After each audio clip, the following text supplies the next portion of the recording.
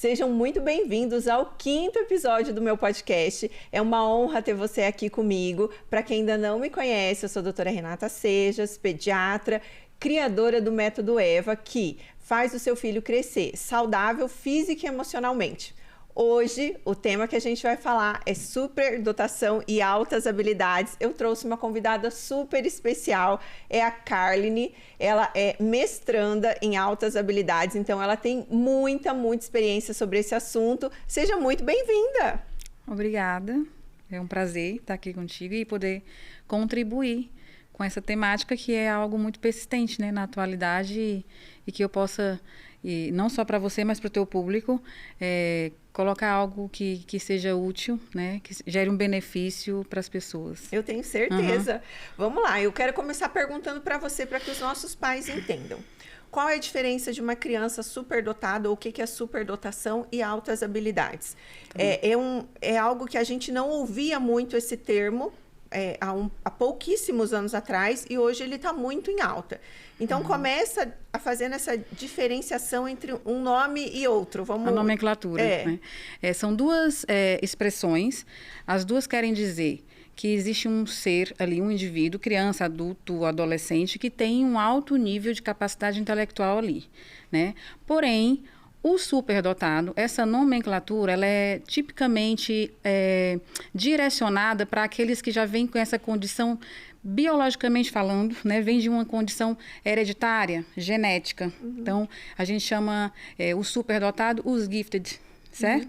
Bom, porém, no Brasil, eles estão intimamente ligados por uma questão ligada ao Ministério da Educação, que faz com que os dois, né, caminhem juntos, porque o altas habilidades já é alguém que também tem um alto nível de especificidade dessa inteligência dele, que é inerte a todos, porém ele também, em relação às questões do ambiente na qual ele é estimulado, ele também adquire algo muito especial.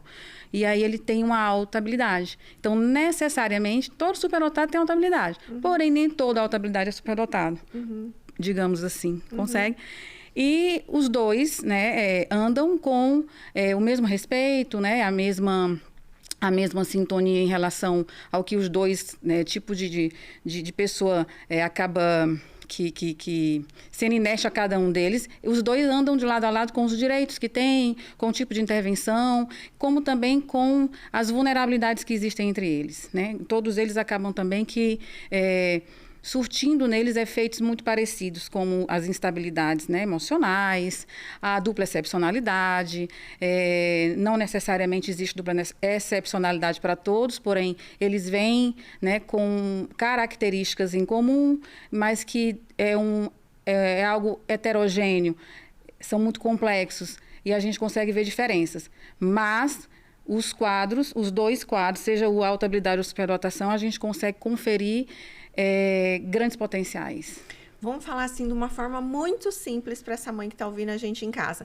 Quando eu penso que meu filho pode ser uma criança superdotada? Eu sou lá mãe, leiga, não sei nada, estou levando nas consultas de rotina lá num pediatra que não avalia isso, só pesa, mede minha criança e vê se tem alguma doença ou não e manda para casa. Porque a gente vê que, né, infelizmente, não são todos os profissionais que avaliam todas as áreas da criança.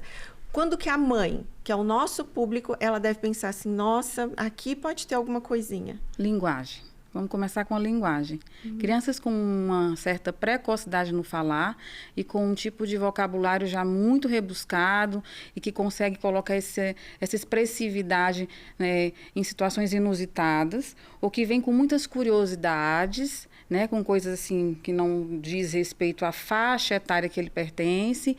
Então, são crianças que já chamam a atenção por isso. O vocabulário, crianças muito ricas nesse falar, interesses muito sutis, aquela coisa de uma criança interessada, tipo, hoje eu amanheci e quero entender a cultura alemã, né? Ou quero aprender grego, enfim, coisas muito específicas na qual eles ali chamam a atenção, né? Aquela criança que tem uma resolutividade, do nada ela consegue dar uma tirada, um raciocínio mais rápido sobre algo, né? Faz um cálculo mental.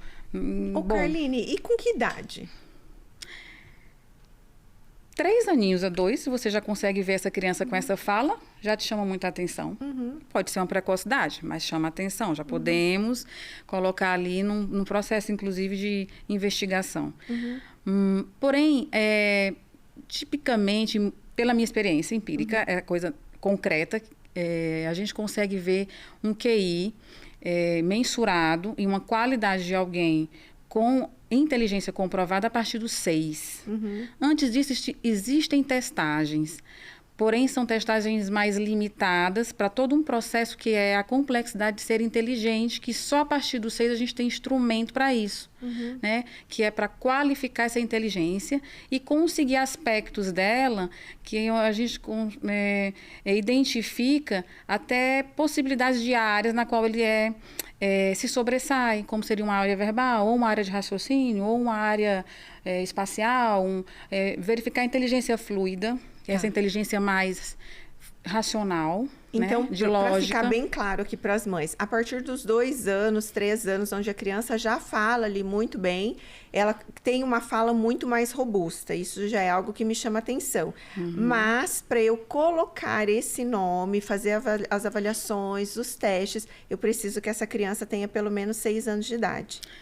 É a testagem mais confiável, a partir de 6 anos. Existem as crianças que fazem bem antes, existe um instrumento para isso, ele dá um QI, sim, geral para essa criança, mas a gente, por uma certa responsabilidade, pelo menos eu acho assim, eu peço reavaliação após os 6 anos. E muitos profissionais já estão também lidando dessa forma, porque a gente conta com um componente de precocidade mesmo. É um momento cerebral de muito enriquecimento, sináptico, e você tem mesmo, em todas as áreas, não só cognitivo, o motor e a linguagem, uma grande conectividade, muita irrigação, e é o grande momento da criança. A partir dos 6, a gente consegue começar a ver já a função executiva dele amadurecendo e já essas saídas que ele já tem para usar esse raciocínio, essa linguagem de forma mais inteligível e assim realmente ver uma genialidade ou uma alta habilidade nessa criança a partir dos 6. Eu acredito que tem mais maturidade para isso. E qual é a porcentagem que você vê de ligação da família? Então, o pai, a mãe, um avô, um tio, alguém na família já tinha esse histórico?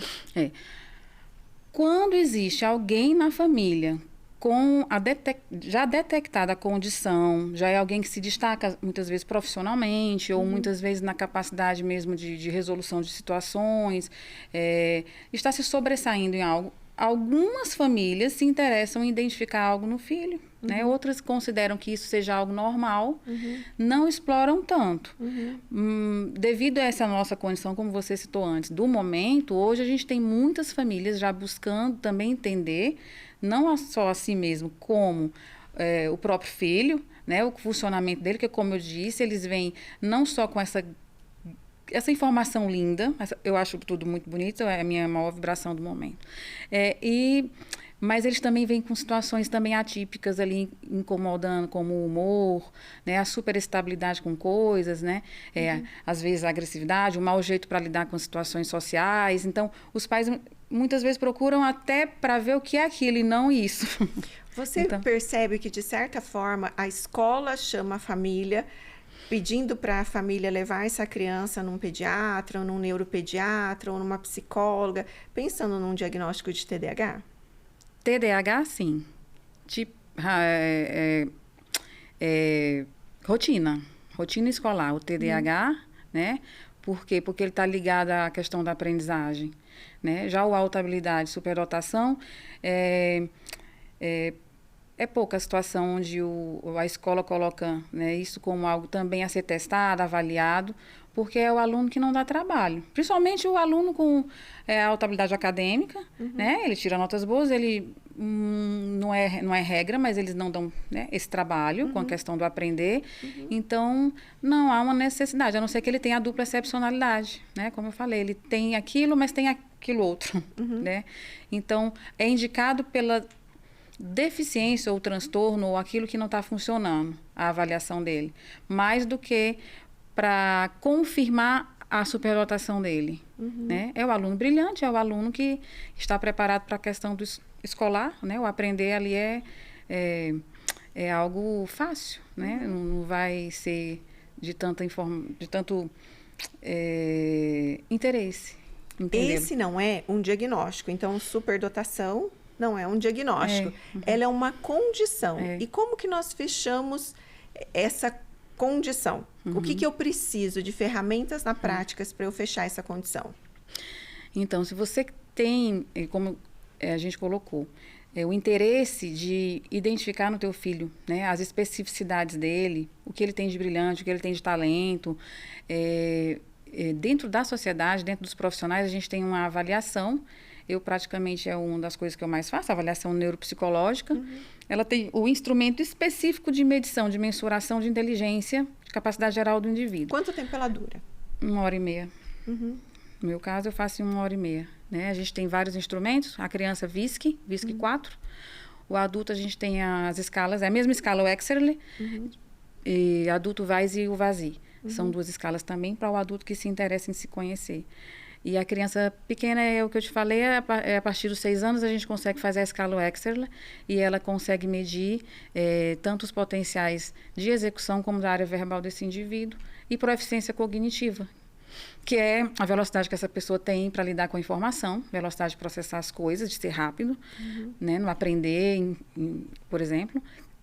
E de memória, uma memória mais rápida, a memória de aprendizagem. Tá. Né? Então, de uma forma bem simplificada, essa criança ela tem um vocabulário muito rico, desde uma idade muito cedo.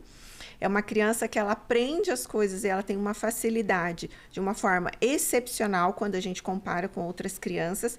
Pode ou não ter na família casos similares. Nós fechamos essa condição aos 6 anos e aí a gente vai ter uma avaliação específica nessa faixa etária. E antes, nessa criança, qual vai ser o meu manejo dessa criança no dia a dia para esse pai e para essa mãe com essa criança lá na casa dela? Porque eu vejo, e depois a gente vai trazer uma outra convidada aqui, que as escolas têm uma certa dificuldade. A criança menor, né, como ela está em processo de desenvolvimento, e as coisas, principalmente se ela vir com alta habilidade, acontece, também não posso generalizar, mas existe dentro desse tipo de funcionamento, paralelo ao que é racional nela, a criança vem com um destempero, um humor, né, alterado, e que chama a atenção também desses pais, porque o funcionamento dela está além e ela tem menos recurso para lidar com aquilo que é do emocional, da compreensão. Ela não tem essa inteligência emocional ainda tão garantida. Então, ele passa a ser, dentro do contexto escolar e familiar, às vezes o problema está ali, né, em monitorar o humor dela, né, o emocional, para ela saber lá na frente lidar com, parear, né, esse equilíbrio entre o emocional e o racional dela.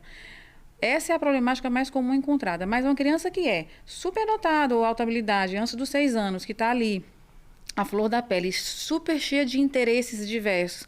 Esse pai e essa mãe precisa enxergar, né, essa situação, precisa reconhecer que o seu filho tem um potencial e estimular, não superestimular.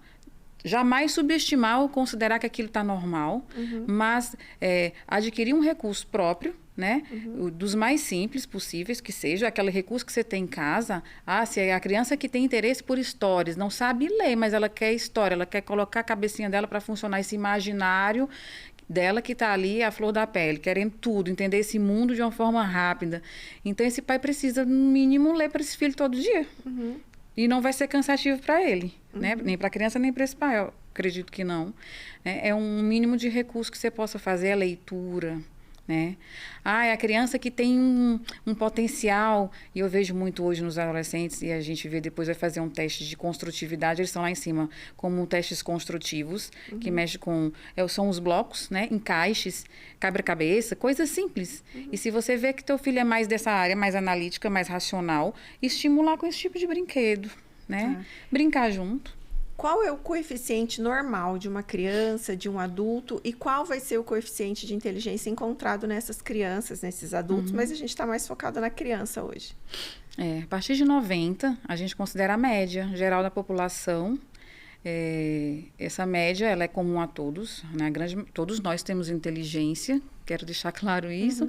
Existem essas condições onde existem pessoas que nascem com uma genética favorável, que faz com que eles sejam mais super desenvolvidos, né, em nível cerebral mesmo.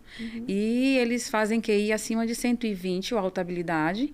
A gente consegue detectar a alta habilidade em alguém, mas o superdotado é a partir de 130. Chegando aqui no Brasil até 160.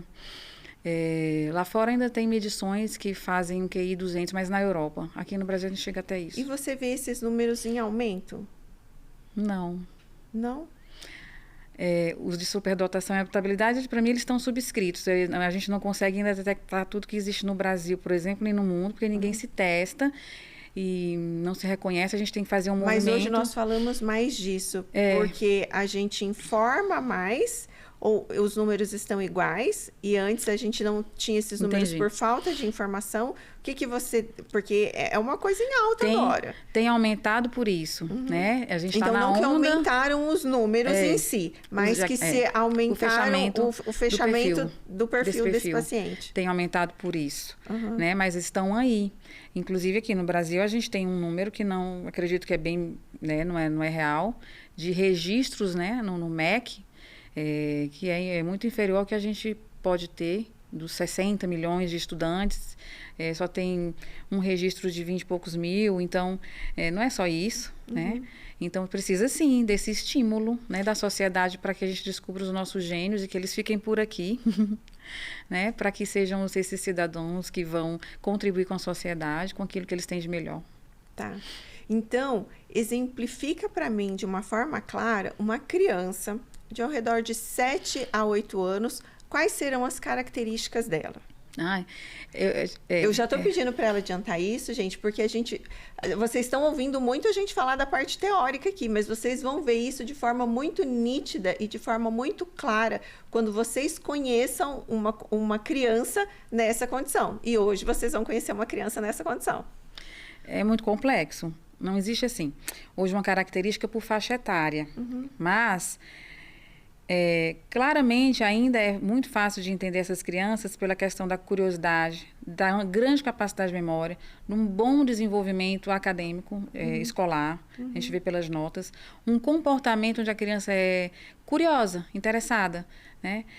Uma linguagem, como sempre eu falo e repito, eu vejo muita linguagem, né, nesse tipo de criança, porque ela tem uma condição verbal, né, de se comunicar com excelência, e eles não têm a timidez. Se eles estão ali com uma certa segurança no que tem, eles expõem, eles compartilham.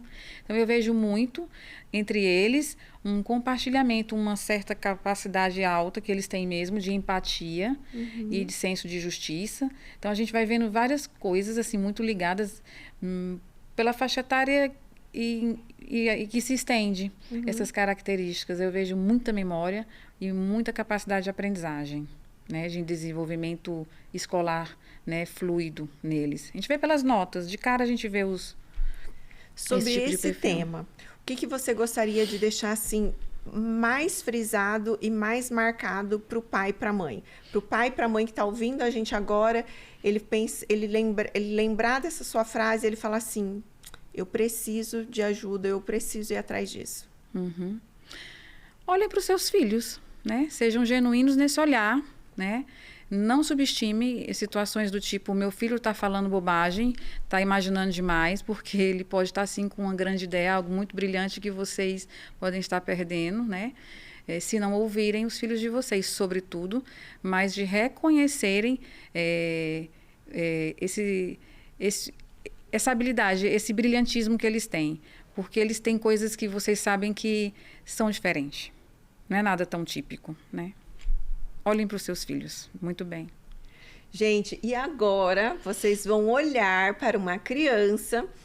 Você pode falar um pouquinho? Porque foi você que fez esse laudo, né? Vamos falar sobre essa criança específica que eu vou apresentar aqui para vocês. É o Eduardo Rodrigues Gomiero. Ele tem 7 anos e 8 meses. Você, inclusive, fez o laudo dele. Eu sou a pediatra dele. Você fez o laudo dele. A gente vai trazer ele aqui porque eu acredito que fica muito simples quando a gente vê uma criança assim, da gente entender sobre a temática que nós estamos falando, não é mesmo? O Eduardo, para mim, ele também é um caso clássico e óbvio. E a primeira vez que eu tive contato com ele foi realmente num processo de comunicação, numa apresentação entre eu e ele, onde eu vi um mini homem. Um mini... a gente vê assim um potencial, né, de relacionamento que ele faz e de empatia, e onde ele mostra imediatamente a qualidade que ele tem de linguagem e de conteúdo, de absorção de conteúdo. Ele tem um alto nível de conhecimento. Ele adquire facilmente, pelo nível de memória que ele tem, qualquer tipo de informação que você der em pouco tempo. Ele não precisa ficar como nós, mais típicos. Estou me incluindo, não sei se eu tenho outra habilidade.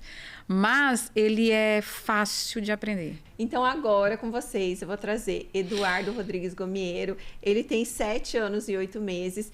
E isso precisa ficar muito claro para vocês, porque nós no Brasil temos futuros grandes gênios. E eu acho que isso deve ser debatido, porque isso nos Estados Unidos, eles fazem uma coisa para essas crianças ficarem no país de uma forma muito intensa. E nós não temos isso no país. E a gente precisa desses grandes gênios aqui no nosso país, não é? Sim, eu super defendo isso. Gente, agora a nossa mesa está um pouquinho mais ampla. Eu trago um gênio para vocês, o Dudu.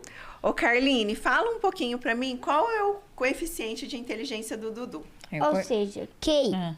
Isso, o QI dele, né? O QI do Dudu é 135. Eu calculava que era 140. Pode ser. Talvez. Pode ser. Se os seus cálculos estiverem errados, 140. Ele pode chegar de 130 a 140. Há um intervalo de confiança que a gente pode chegar lá sim, nesse 140. Vamos estimular mais, Eu sei que E maiúsculo é igual a MC minúsculo ao quadrado. Pois é, não sabia. Ô, Dudu, eu quero que você fale para mim um pouquinho como que é o seu dia a dia.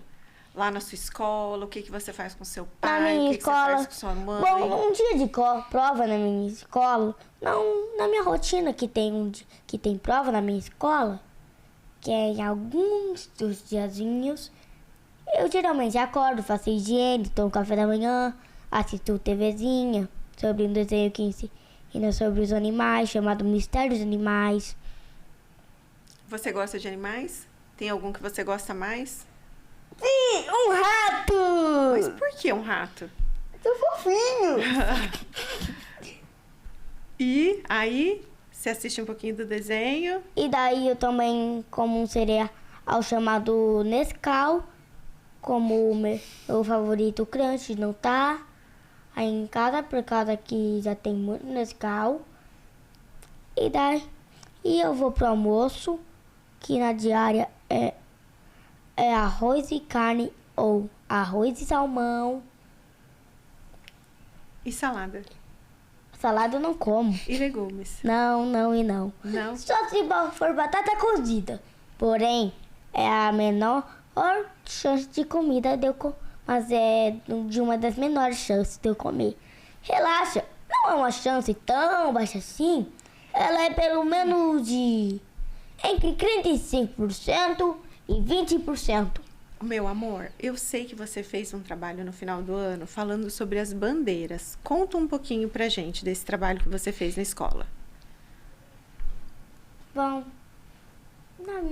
na bandeira, eu escolhi algumas bandeiras para eu pegar, certo? Algumas eu até criei e usei na rede social, como a minha do meu país, que eu vou criar, mas ele só é reconhecido pelas pessoas que viram o vídeo. E o que você usou para criar a sua bandeira? Como foi esse Inteligência processo? artificial. Eu falei bem assim. Raios amarelos na parte de cima, abaixo, lados e pontas apontando para o meio e centro e estrelas em volta do raio central. E ficou como o raio do Império Japonês. Nossa! Porém, a bola não ficou mais pro lado, ficou no centro. E o fundo, ele era um azul ciano. Ô, meu amor, e o que você gosta mais de estudar da escola? Qual é a matéria que você gosta mais? Que você gosta de aprender? ciência, por causa que a química ainda não está disponível. E o que Na você minha gosta sala. de ciências? O que você aprendeu ultimamente? Albert Einstein. Você aprendeu sobre ele? Ele é praticamente... Eu sou o maior fã, Sério? na real. Mas Você e segue que- ele? Desculpa. Quê? Você segue ele no Instagram? Na época dele não existia nem rede social. E o que você sabe sobre ele? Ele que descobriu que E maiúsculo é igual a MC minúsculo ao quadrado. É a teoria do quê? Da Matemática. relatividade, né? É isso? Eu não sabia. Eu só sei da teoria quântica. Teoria Também. quântica? É, Mas limite você a está em ondas que de som. série? No segundo. Entendi. E você, quando você aprende todas as coisas que já ensinaram lá na sua sala, aí o que você faz? Eu A professora deu conteúdo, você já aprendeu. só fico quieto mesmo. Por educação. Nossa, você é um garoto muito gentil. Ô, gente, e as escolas estão preparadas para um tipo de criança assim? Eu acho que pelo menos a chance é de 0,5%. É? A chance Se de for quê? de um- se tiver uma escola preparada assim pra esse cérebro. Relaxa, eu tô calculando de um país e com a riqueza média. A Gana. Verdade, a chance é de 0% lá. E aqui no Brasil, de quanto? 1%? 1%. Eu acho que nos países mais evoluídos, como Estados Unidos e China, que eles estão numa guerra tecnológica, daí. E acaba. Deixa eu lembrar o que eu ia falar mesmo. Que pode ser que as escolas Que daí- sejam mais preparadas, né? Que daí Quem as sabe? escolas podem ser mais preparadas. Da China, sim, 25%, dos Estados Unidos, 30%. Entendi. Qual que é o seu grande sonho, meu amor? O grande sonho é se tornar um youtuber famoso. Tá, e de descobrir alguma coisa. Outro dia você falou para mim Se numa consulta. descobrir Ah, a cura do câncer e também sobre o famoso continente marinho que está se formando, que é o reino do Acabem, que eu vi no desenho dele, que é a famosa Atlântida. É uma lenda marinha que eu vou desvendar. Muito importante. Muita pessoa acha que é real. E eu sou uma delas. E eu posso provar que ela existe. Eu sei que ela tá até virando terra. Nossa. Que daí, os países... Que daí o Canadá e os Estados Unidos, e ele é de 10 milhões de quilômetros quadrados. O Canadá e os Estados Unidos, eles estão querendo pegar muito dessa ilha. Quer dizer, desse mini continente que pertence a um país de outro continente. Já pensou? Já pensou? Não É. consigo nem imaginar. Quanto deve ser interessante esse lugar, então, né? Tá todo mundo brigando por ele? Não. Eles estão só numa guerra civil. E você imagina assim, você muito inteligente. Se os países brigassem por você, tipo Brasil e Estados Unidos, eu quero ele aqui comigo. E os Estados Unidos falassem, não, eu quero ele lá comigo. Você escolheria quem? Eu teria que fazer uma disputa. Eu teria que fazer um teste de uma gameplay e de 3 jogos. O primeiro seria Among Us, depois de Minecraft, depois Stumble Guys. Entendi. Assim, alguém te ganharia. Ao que daí assim ganharia e eu ficaria para aquele país. Entendi. Se o país querer revanche, eu dou. Se tiver mais países, eu coloco mais jogos. Ok. Vê a praticidade, o raciocínio, né? O nível de conhecimento muito, né? Acima, e essas deduções e curiosidades que ele traz é de uma riqueza de conhecimento, de leitura. Eu acho que agora fica muito simples de você mãe, de você pai que está aí na sua casa, você entender essa condição. E aí eu quero finalizar com você. Janete, como as escolas estão preparadas para as crianças nessa condição e o que poderíamos fazer? E aí, complementando você, quais são as políticas que nós temos para essas crianças? Renata, infelizmente o nosso país não está preparado. Começando pela equipe pedagógica, os cursos de pedagogia não formam os professores para lidarem com crianças com esse nível de conhecimento. E as escolas buscam por si só, porque quando nós recebemos um aluno como ele, de cara nós já ficamos maravilhados, né? Porque ele tem um nível de articulação.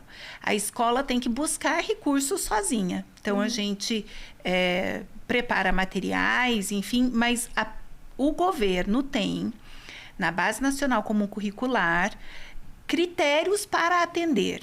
Mas é um critério muito geral. E cada criança tem a sua especificidade. Então, o que importa é que as equipes estudem. Elas precisam estudar muito. Buscando profissionais competentes, como a Carline, para poder desenvolver projetos específicos. Tem algum projeto específico, como, por exemplo, hoje, a gente tem alguns projetos em algumas escolas para ensinar as crianças sobre inteligência emocional, né? E a Escola da Inteligência é um deles, Augusto Cury, que eu gosto muito, sou muito a favor, presente também. em muitas escolas. A gente tem algum programa assim, em alguma escola do nosso país, ou alguma rede do nosso país, ou que essas escolas e o que essas famílias devem procurar para matricular essas crianças? Em que condição a escola teria que ter? Que programa ou que profissional? Não tem. Assim, para te responder, nível de nacional, eu desconheço, né? Uma iniciativa até particular. Posso estar, assim, pecando agora, mas penso em São Paulo, algum tipo de escola mais específica, mas que também desconheço o nome, né?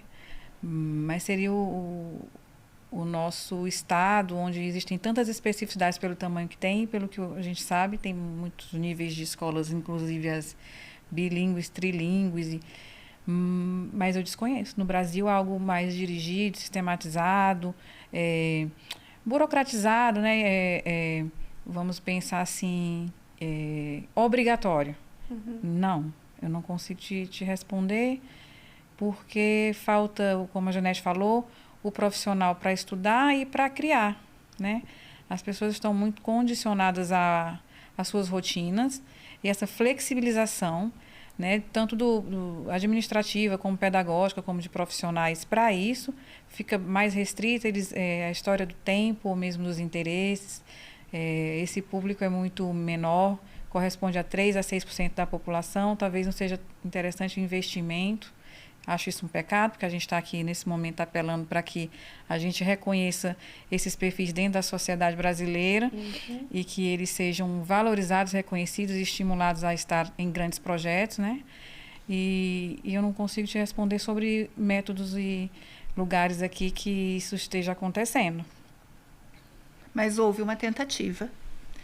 Carline e eu trabalhamos juntas numa instituição privada aqui em Maringá, e fomos pioneiras, né, Carline? Exatamente. Desenvolvemos um projeto acreditando nessas crianças, no potencial que elas têm, e trazendo para mais perto da realidade deles e dos colegas.